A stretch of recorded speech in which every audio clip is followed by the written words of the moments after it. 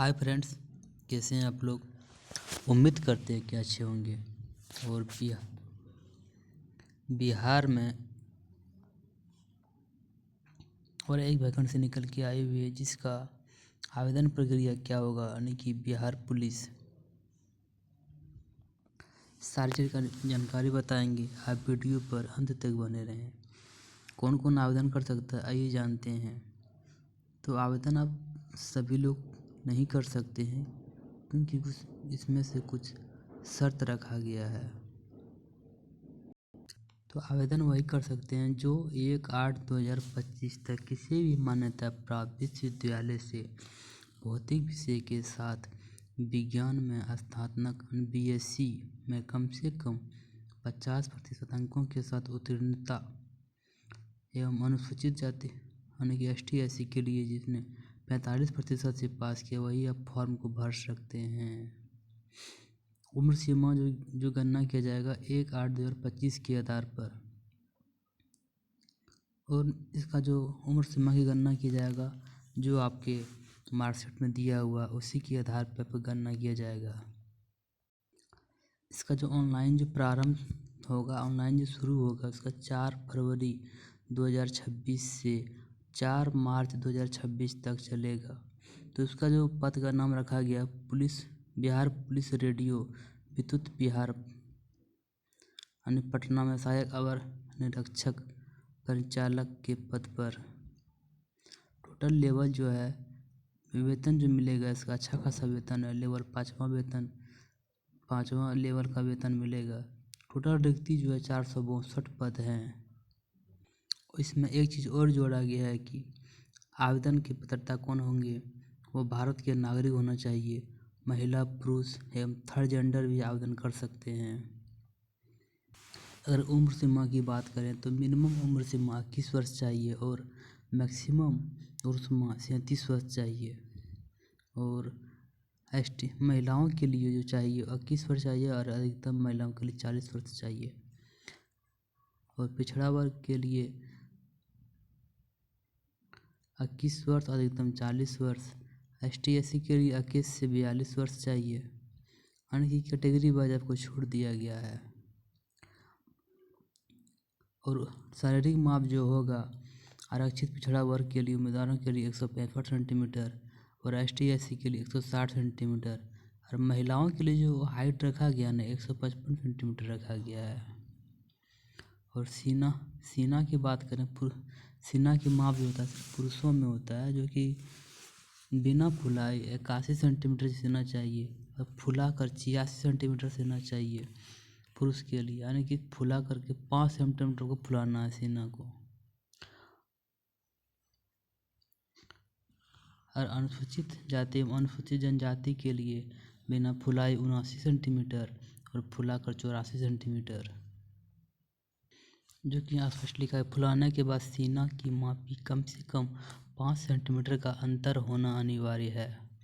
महिलाओं के लिए सीना की मापी नहीं होगी, महिलाओं की सीना की माप नहीं होगा। वजन जो है महिलाओं के लिए 48 किलोमीटर होना अनिवार्य है।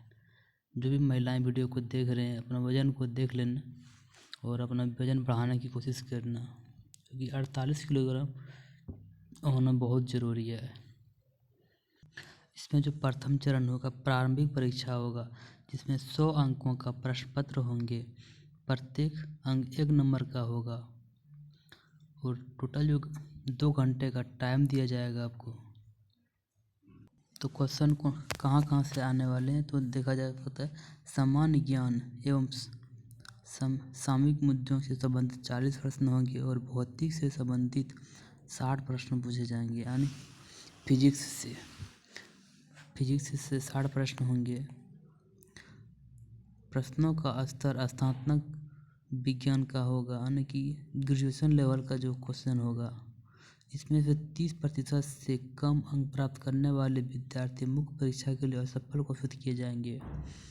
कम से कम आपको 30% अंक लाना अनिवार्य है, नहीं तो असफल घोषित हो जाएगा आपका। आप मेंस के लिए आवेदक नहीं बनेंगे। आइए जान लेते हैं मेंस की परीक्षा कैसे होगा।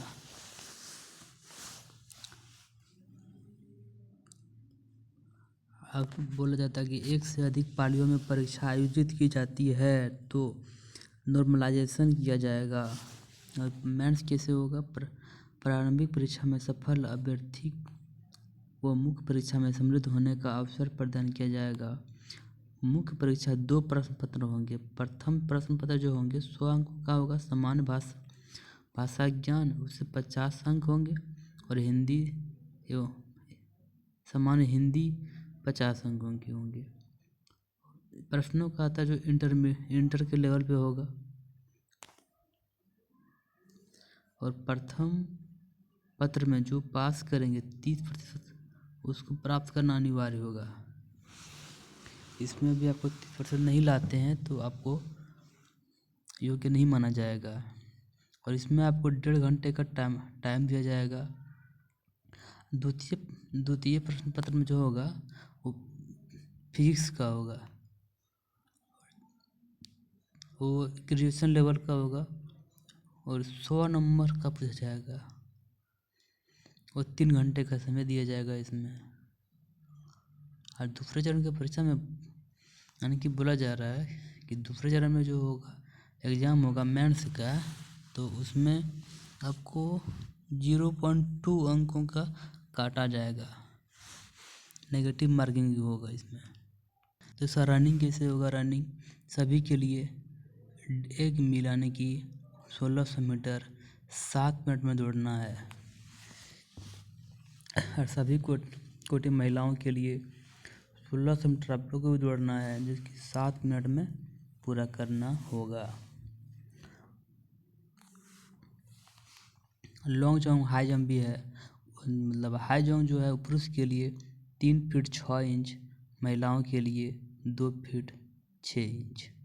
महिलाओं को जहाँ तक देखा जा रहा है कि प्रेफरेंस दिया जा रहा है और 1 फीट कम रखा गया है।